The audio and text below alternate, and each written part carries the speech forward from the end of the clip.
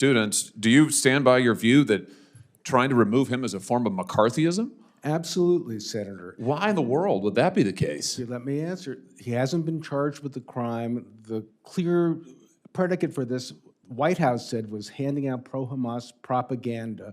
When you start talking about people's views and what they're talking about in the public square as a basis for discrimination, and then the effect on Jewish students, it's not just the fact that Jews may be seen as, well, we're pushing this and that's going to happen. The way that this is going to harm Jewish students is it harms the academy. Wait a minute. My time is limited. I'm sorry to interrupt you, but just wait a minute. I've got to correct numerous inaccuracies. In a moment that instantly grabbed national attention, a Senate hearing erupted into a fiery confrontation over campus protests, anti-Semitism, and national security concerns. A senator sharply challenged a witness defending a controversial activist accused of supporting extremist causes, sparking a debate that quickly escalated beyond policy into raw political conflict.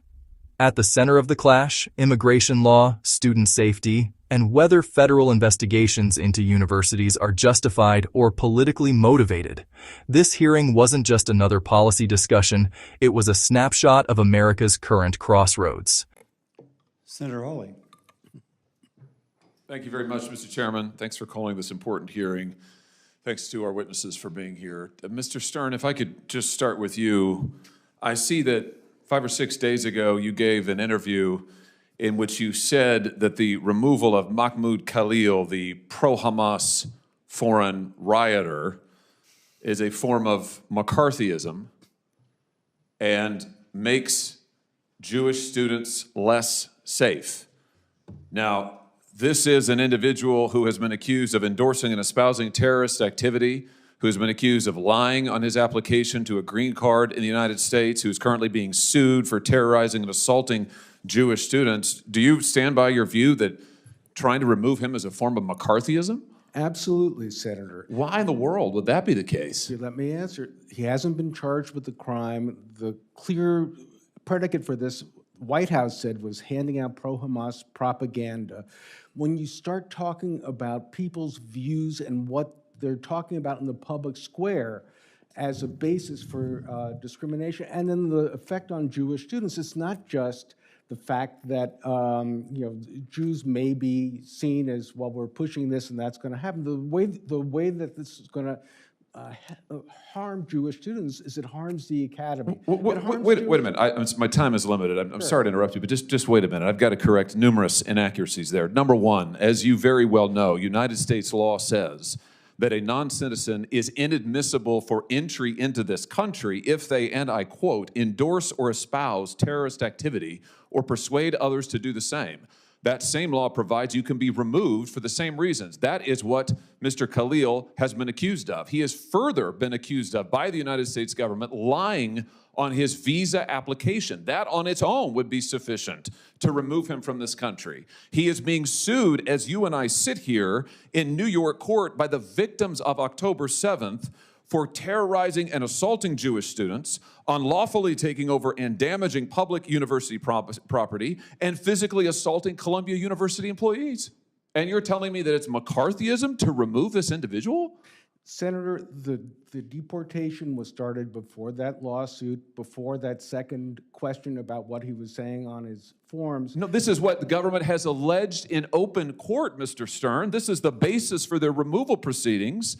And our law makes clear if you endorse or espouse terrorist activity, you can be removed from this country. He has done so. He's been accused of doing so from the beginning. He's been accused of lying to get into the country. I'm amazed that you're saying that this is McCarthyism. Senator, you weren't here when I quoted part of what Justice Brandeis was talking about the back at a case where there's somebody that was convicted for supporting the Communist Party because they were talking about violence as a political solution. And Brandeis cautioned us that this type of robust speech, as long... This isn't speech. Lying on a visa application is not speech.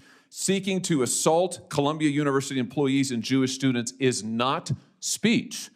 You are defending an individual who has espoused the destruction of this country, the destruction of the state of Israel, the destruction of Jews, and has taken actions in furtherance of the same. You've also said that investigating the 60 colleges and universities that are currently under investigation by the Trump administration for anti-Semitism is a form of weaponizing anti-Semitism for political benefit. You're opposed to investigating these institutions for anti-Semitism? Senator, I've been very clear that OCR has a very important role, that there are complaints that should go through the process. When you start using the Department of Justice and threatening universities' funding. You are opposed, I just want to get this on the record, you are opposed to investigating Columbia University and others for anti-Semitism? No. That's what you said 6 days ago. I am not opposed to doing it the right way. What does that mean, doing it the right way? Not to claw back funds, not to say we're holding you ransom. We're getting your faculty, Jewish. You were asked about an investigation for failing to protect Jewish students, and you said that's just weaponizing anti-Semitism. It makes students less safe. It is when the I think that's Department of crazy. Justice has a list of places they want to go to. The Senator Markey's question. Oh, I heard Senator Markey's questions. I heard his whole speech. I thought it was insane. I just want to say for the record, I thought it was totally insane.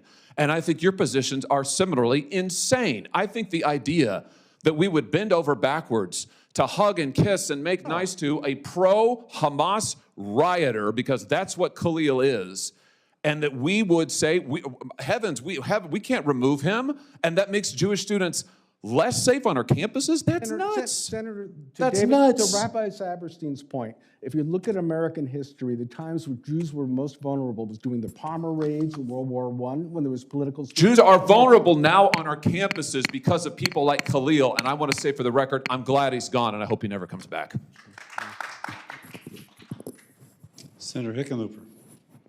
Thank you, Mr. Chair. Thank you all for your time here and all your work. Immigration enforcement, campus activism, free speech, and anti-Semitism are colliding in ways that lawmakers, universities, and communities are still struggling to navigate. One thing is clear: debates like this are far from over, and the consequences will shape campus life and national politics for years to come. If you enjoyed this breakdown, kindly like, comment, and hit the subscribe button for more political insights, as Capital Clash got you covered.